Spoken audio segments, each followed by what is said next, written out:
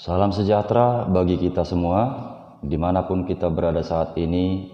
Kiranya perlindungan Tuhan senantiasa menyertai kita. Firman Tuhan yang menjadi nas khotbah saat ini tertulis pada kitab Kejadian 9 ayat yang ke-8 sampai dengan 17. Dan saya akan membacakan isi nas tersebut untuk kita. Berfirmanlah Allah kepada Nuh dan kepada anak-anaknya yang bersama-sama dengan dia. Sesungguhnya aku mengadakan perjanjianku dengan kamu dan dengan keturunanmu, dan dengan segala makhluk hidup yang bersama-sama dengan kamu, burung-burung, ternak, dan binatang-binatang liar di bumi yang bersama-sama dengan kamu, segala yang keluar dari bahtera itu, segala binatang di bumi. Maka kuadakan perjanjianku dengan kamu, bahwa sejak ini tidak ada yang hidup yang akan dilenyapkan oleh air bah lagi, dan tidak akan ada lagi air bah untuk memusnahkan bumi. Dan Allah berfirman, inilah tanda perjanjian yang kuadakan antara aku dan kamu, serta segala makhluk yang hidup yang bersama-sama dengan kamu turun-temurun untuk selama-lamanya. Busurku kutaruh di awan, supaya itu menjadi tanda perjanjian antara aku dan bumi.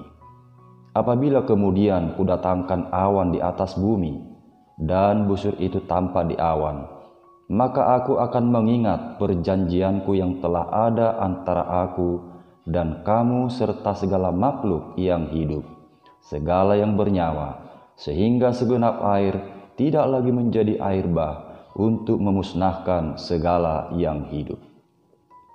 Jika busur itu ada di awan, maka aku akan melihatnya, sehingga aku mengingat perjanjianku yang kekal antara Allah dan segala makhluk yang hidup, segala makhluk yang ada di bumi.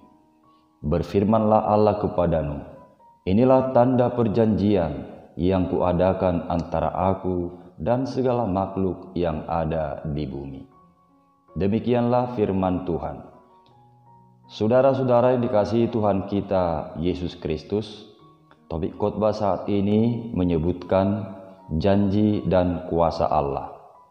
Janji adalah perkataan atau ucapan yang menyatakan kesediaan dan kesanggupan untuk berbuat atau melakukan sesuatu. Sedangkan kuasa itu artinya ada kesanggupan atau kemampuan untuk berbuat atau melakukan sesuatu.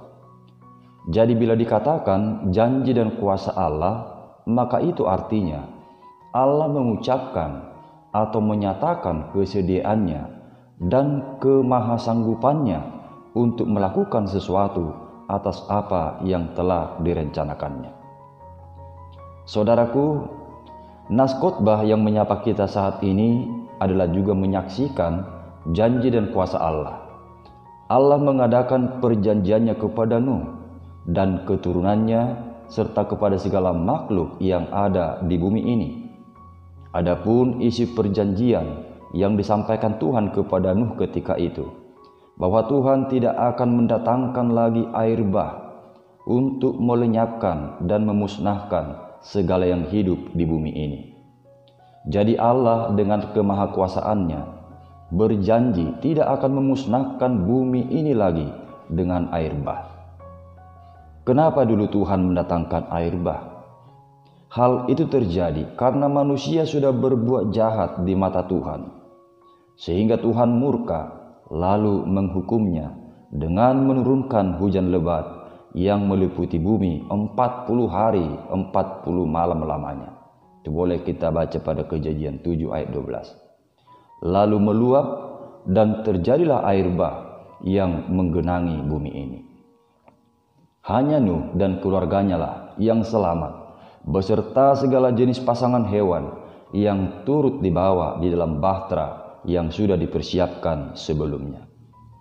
Kemudian setelah air bah itu surut, Tuhan pun menyapa dan memberitahukan janjinya kepada Nuh dan sekaligus kepada seisi bumi ini, bahwa Tuhan tidak akan mendatangkan lagi air bah untuk melenyapkan dan memusnahkan segala yang hidup di bumi ini. Lalu sebagai tanda perjanjiannya, Tuhan akan menaruh busurnya di awan. Busur di awan yang dimaksudkan oleh firman Tuhan adalah menunjuk kepada pelangi.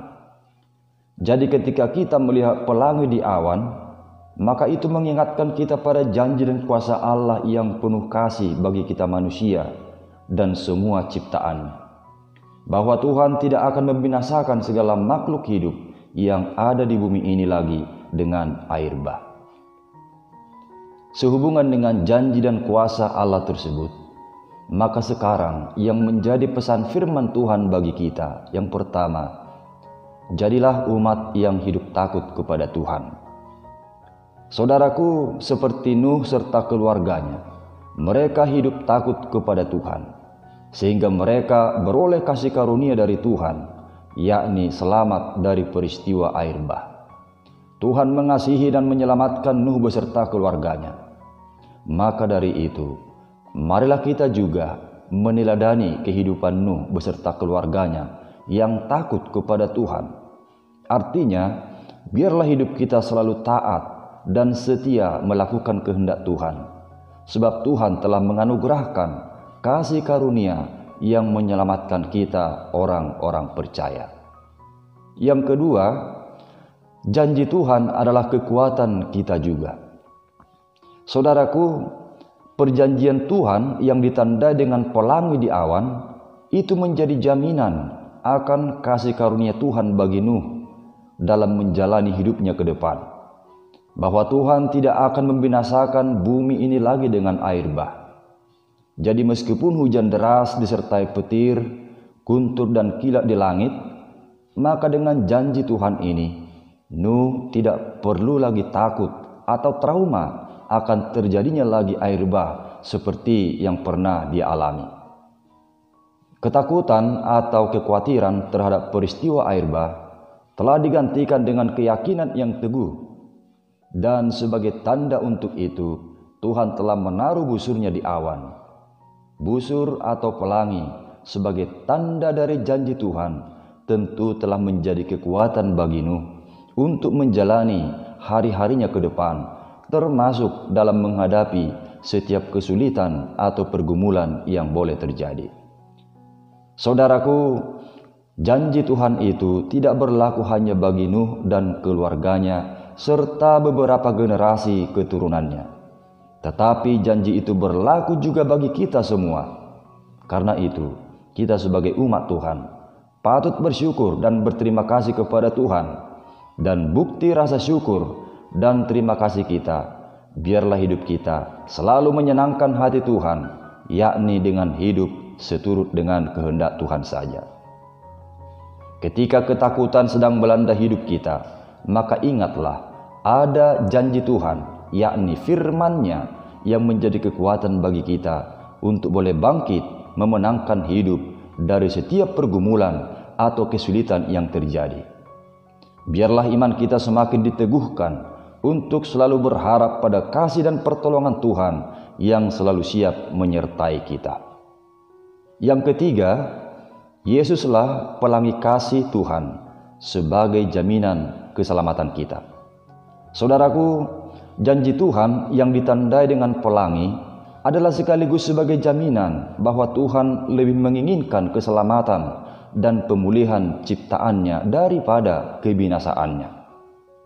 Dan pelangi yang telah menjadi tanda akan janji Tuhan yang tidak akan membinasakan bumi ini lagi dengan air bah, telah digenapi di dalam Tuhan kita Yesus Kristus, yang bukan hanya sekedar menyelamatkan kita dari peristiwa-peristiwa air bah, tetapi akan memberikan pemulihan dan keselamatan yang seutuhnya bagi semua orang percaya kepadanya. Janji pemulihan dan keselamatan itu telah dibuktikan dengan pengorbanannya untuk menebus dosa-dosa kita.